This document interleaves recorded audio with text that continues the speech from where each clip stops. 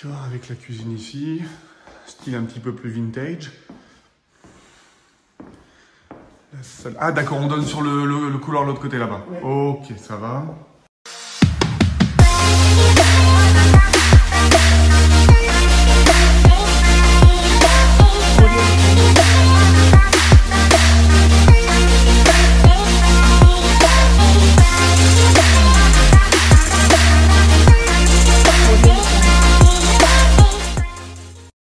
Allez, on se retrouve dans cette toute nouvelle vidéo pour voir 5 points indispensables que tu dois maîtriser complètement pour pouvoir réussir ton investissement immobilier. On va les voir tout de suite. Avant tout, si tu ne me connais pas, je m'appelle Laurent Boutillier, j'ai 38 ans, j'investis depuis 2001 dans l'investissement locatif, notamment les immeubles de rapport, et je vis aujourd'hui de mes investissements immobiliers. Si tu n'es pas déjà abonné à la chaîne YouTube, je t'invite à le faire et à cliquer sur la cloche des notifications pour pouvoir nous suivre. Allez, on se retrouve tout de suite dans le vif du sujet. On va commencer par trouver un bien immobilier. Comment on fait pour réorganiser sa visite? Je t'emmène avec moi, c'est parti, let's go.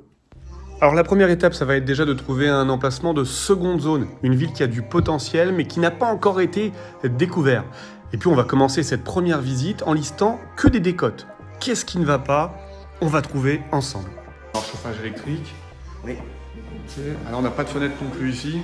D'accord, au niveau du vis-à-vis, on n'a pas grand-chose, on a juste cette partie-là. Ah oui, ici, on a une petite fenêtre. Voilà, d'accord, on a un immeuble qui est juste au-dessus. 37 mètres carrés, on a des contre-marches. Ouais, donc vous voyez, toute l'électricité, en fait, c'est du ABB. Là, ça, c'est vraiment une sous-marque. Vous voyez pas de bouche de VMC nulle part. Ouais. Donc là, j'ai pas de VMC du tout dans l'appartement. Donc en fait, le manque de ventilation, vous voyez, là, l'appartement, il est tout neuf. Et ça me crée déjà de l'humidité, là, en fait. Ouais, là, j'ai déjà du moisi en fait qui vient se créer tout partout. Donc là, il va falloir rajouter une VMC. Alors après, on pourra aller voir si dans les autres appartements on l'a. Mais ici, j'en ai pas. Donc là, quand ils vont faire la cuisine, en fait, ça va faire beaucoup de chaleur. Là, on a le froid. De toute façon, on le voit là-haut, on a la condensation sur les carreaux. Ce qui fait qu'en fait, il n'est pas ventilé l'immeuble. On en arrive sur la négociation qui est un point extrêmement important. Souvent, j'entends parler de cash flow, c'est-à-dire de différence entre les charges et les rentrées chaque mois. Il faut savoir qu'une opération bien menée, une opération, on va dire, à 200 000 euros, va vous rapporter entre 300 et 500 euros de cash flow par mois. Sachez que du coup, en un an, si vous faites 300 euros de cash flow par mois, vous allez faire 3 600 euros de gains sur l'année. Et pourtant, 3 600 euros, c'est très facile à trouver sur une négociation. Pour pouvoir faire 10 000, 15 000 ou 20 000 euros de cash flow à l'année, il faudrait un autre produit. Or, ça va être possible lors de la négociation. C'est pour ça qu'on attache énormément d'importance et que j'attache beaucoup d'importance et que je me suis spécialisé dans cette négociation à travers une stratégie, à savoir, nous allons lister l'ensemble des décotes. Vous l'avez vu juste avant, on prend le temps d'expliquer que l'électricité n'est pas forcément aux normes. On s'appuie sur les diagnostics de performance, on explique qu'il manque une fenêtre dans la chambre, on va expliquer qu'il y a de la moisissure sous la fenêtre et qu'il n'y a pas de VMC. Ce sont des travaux qu'on va devoir faire, qui sont coûteux, qui prennent du temps. Il va falloir trouver des entrepreneurs. Et pour ça, on va expliquer, parce qu'il y a des manquements, on va descendre le prix. Il manque une VMC, on va descendre le prix d'environ 1 000 euros par appartement. L'appartement est déjà loué, on va déduire 10 à 15% de la valeur de l'appartement puisqu'il est déjà loué. C'est pas nous qui avons fait le casting des locataires. Il y a de la peinture à refaire dans les parties communes. Bref, on va lister comme ça l'ensemble des décotes de façon à pouvoir faire comprendre aux propriétaires vendeurs que son bien est surestimé au niveau du prix et on va utiliser cette décote pour pouvoir payer moins cher le bien. Un peu comme si vous cherchiez une voiture et que vous allez montrer au propriétaire de la voiture qu'ici il y a une raie. C'est une commerciale qui n'a pas les chaises à l'arrière, les sièges à l'arrière, qu'il n'y a pas de climatisation, qu'il n'y a pas de toit ouvrant. Bref, vous allez lui expliquer que son véhicule vaut 300, 400, 500, 600, 1000 euros moins cher que ce que vous aviez prévu. Donc, c'est important de passer du temps sur la négociation, de prendre le temps de respecter ces phases de silence, de valider les oui, de façon à avoir la confiance de votre interlocuteur. Et pour ça, il existe des stratégies. Je vous invite à cliquer juste en dessous si vous voulez en savoir plus, notamment dans le club, on en parle. Allez, je vous laisse regarder ces petites images et on revient juste après pour débriefer. J'appelais pour nos affaires, pour qu'on essaie d'avancer un petit peu sur cette opération. Donc je vous remercie d'avoir fait vite avec votre client, ça nous permet comme ça de pouvoir se positionner aussi. Alors j'ai noté plusieurs points, donc c'est déjà une bonne nouvelle, il nous a fait une petite remise sur le bien. Oui, carrément, oui. Hein, on était à 372, il nous propose 330 et vous de votre côté 10, donc si je crois bien comprendre ça ferait 340 000 € frais d'agence inclus, c'est ça? Oui, c'est ça, parce que du fait de moi, pareil, mon barème, comme je suis en dessous, ça descend également. D'accord. Donc voilà, on récupère 2000, 10 au lieu de 12. Ok, Donc, très bien. Oui, j'étais agréablement sur sa proposition. D'accord. Je m'attendais pas sur... Vous voyez, des fois il suffit de demander. Hein. Alors nous on a regardé de notre côté, hein, parce que bon l'idée voilà c'est d'essayer de travailler. Alors la chose qui est importante pour nous c'est que nous on demandait 310, ce monsieur nous propose 330. On essaye tant bien que mal de faire en sorte de coller les morceaux, on n'est pas encore sur l'enveloppe demandée. Alors on est bien conscient que si on campe sur nos 310, ce monsieur va dire non, moi j'ai fait un effort de mon côté, il bouge pas, le prix est leur, donc on veut décanter là. Par contre, moi j'ai regardé avec ma femme, on a posé les chiffres, on est prêt à monter, mais on ne pourra pas monter à 330. C'est-à-dire que moi ce soir, et je peux vous faire une proposition par écrit, on peut monter à 320 000. À 320 000, on est OK, on vous donne les coordonnées du notaire, on se met d'accord sur une signature et après on est OK sur toutes les conditions qu'il nous dit, à savoir aller signer rapidement et rapidement faire la transaction.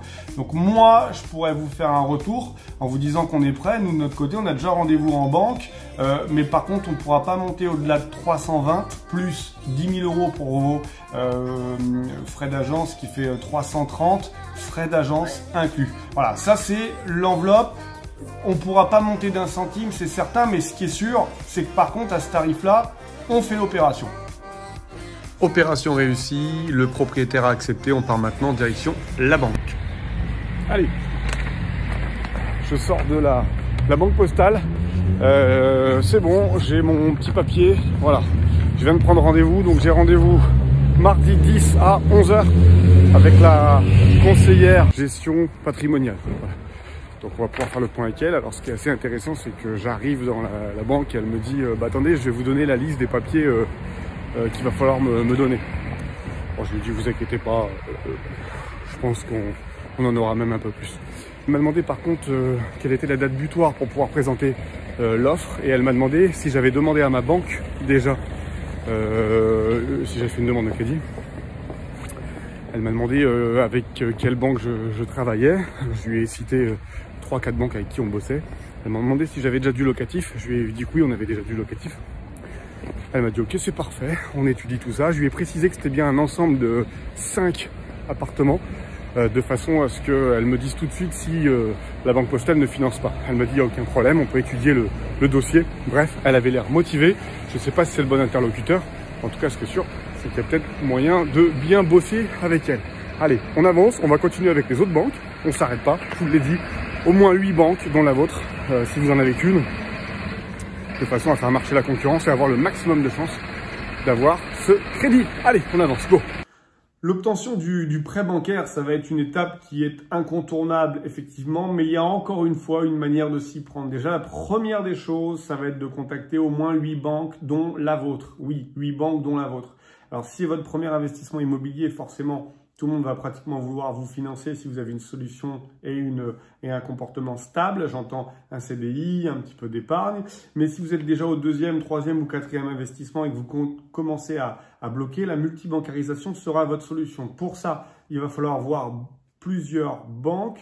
Je parle toujours de 8 banques dont la vôtre parce que c'est pour moi un bon échantillon pour savoir si le projet est finançable. Parce que si 8 banques vous disent que personne ne veut vous suivre, c'est que vous avez un problème, soit sur votre dossier en termes d'état civil, c'est-à-dire qui vous êtes, quel est votre profil, combien vous gagnez chaque mois, quel est votre comportement, si vous êtes plutôt économe ou dépensier, ou alors sur la partie du projet lui-même, est-ce que le projet est véritablement rentable, est-ce que vous êtes au bon endroit, au bon moment, est-ce qu'il va se louer, est-ce que quelqu'un veut vous financer.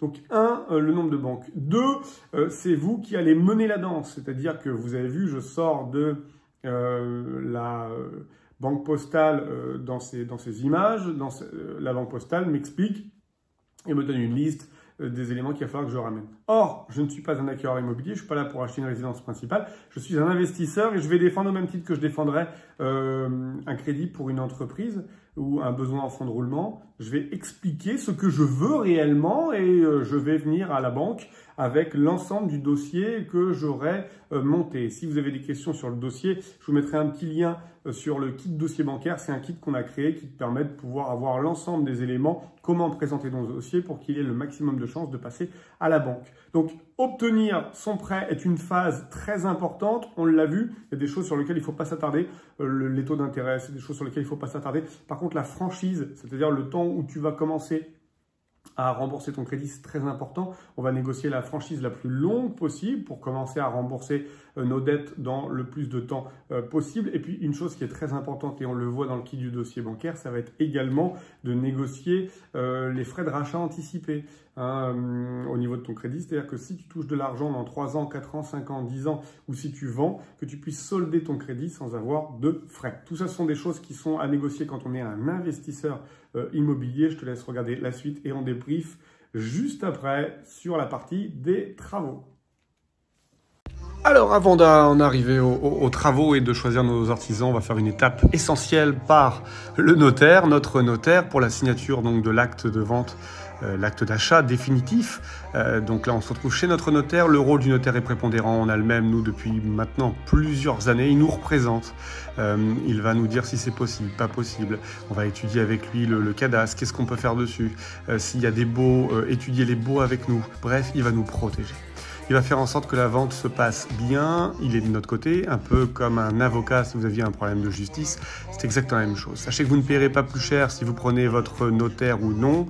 Les frais de notaire sont simplement divisés. Je vous invite vraiment à prendre le vôtre.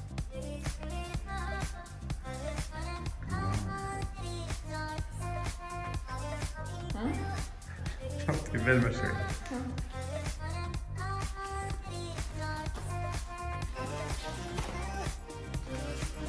On a l'impression que je signais dans un hôpital. Je lègue mon corps à la science. Alors, initialiser. Signature. Et voilà. C'est parti. Ça c'est bon.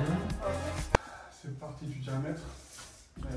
On en arrive aux travaux, ces travaux qui vont être plus ou moins différents suivant si c'est de la décoration, si c'est des grosses œuvres, du second œuvre, ça va dépendre effectivement du projet. Je t'ai mis plusieurs vidéos pour que tu puisses voir. La première étape, ça va être de mesurer l'intégralité du logement pour savoir ce que l'on va mettre, où est-ce que l'on va placer le canapé, la table, les meubles de cuisine,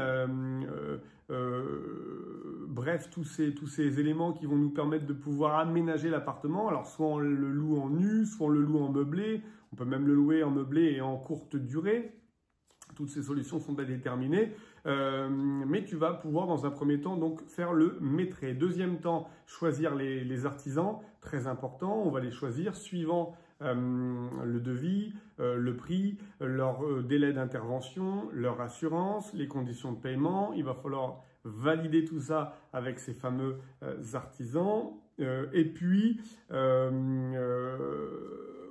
suivre le chantier de façon à pouvoir continuer à maîtriser ce chantier, maîtriser les délais. Sache que c'est à toi de maîtriser ces délais. Il va falloir que tu pousses les artisans un peu dans leur retranchement. De notre côté, si on ne fait rien, il ne se passe rien. Donc toujours mettre cette pression perpétuelle sur les artisans en expliquant qu'il y a une réalité financière, que si ils veulent être payés en temps et en heure, il faut que le chantier soit fini en temps et en heure, que toi derrière, tu as des locataires qui déjà ont réservé et qui doivent arriver la semaine prochaine, dans 2 semaines, dans 3 semaines, pour garder cette pression pour qu'ils viennent sur ton chantier. On voit trop souvent d'artisans qui démarrent, qui passent une gaine électrique, qui demandent un acompte et qui reviennent 3 semaines après. Ça, c'est juste impossible. Il va falloir que tu suives ton chantier, que tu mettes cette pression pour pouvoir être livré en temps et en heure, juste avant que ce soit terminé, que tu réceptionnes et que tu fasses venir le photographe. Le photographe, on le voit dans ces images. Le photographe, c'est un point essentiel si tu veux louer, surtout en meubler ton appartement, de façon à créer le coup de cœur. Dans l'annonce, il est important de vraiment faire comprendre à toutes ces personnes qui n'arrivent pas à se projeter, puisque peu d'humains arrivent à se projeter dans un chantier quand il est à l'état pur, et ben ces photos de photographes vont vraiment mettre en valeur ton appartement, ton bien. Voilà, on vient de faire le point dans cette vidéo donc des 5 étapes indispensables que tu dois maîtriser complètement et à la perfection. Si tu ne les maîtrises pas mais que tu veux les maîtriser, sache que l'on organise très souvent des événements. Je te mettrai le lien de l'événement le prochain IMO Cash Day, qui est une journée en immersion avec nous dans un lieu fabuleux sur lequel on va voir tout en détail, tout ce que je viens de te montrer là de façon très raccourcie. On voit tout en détail, région par région, car chaque région est complètement différente. Et si ça t'intéresse, tu n'as plus qu'à cliquer, tu réserves ta place et tu nous rejoins. Allez, si c'est pas déjà fait, je te laisse donc t'abonner à la chaîne, activer la cloche, c'est très important, sinon les vidéos vont être noyées dans ton flux YouTube. Si tu as apprécié, nous mettre un petit pouce vers le haut. Ça a été un plaisir pour moi de te retrouver sur cette vidéo. Je te dis à très vite. Bon investissement, à bientôt, ciao ciao.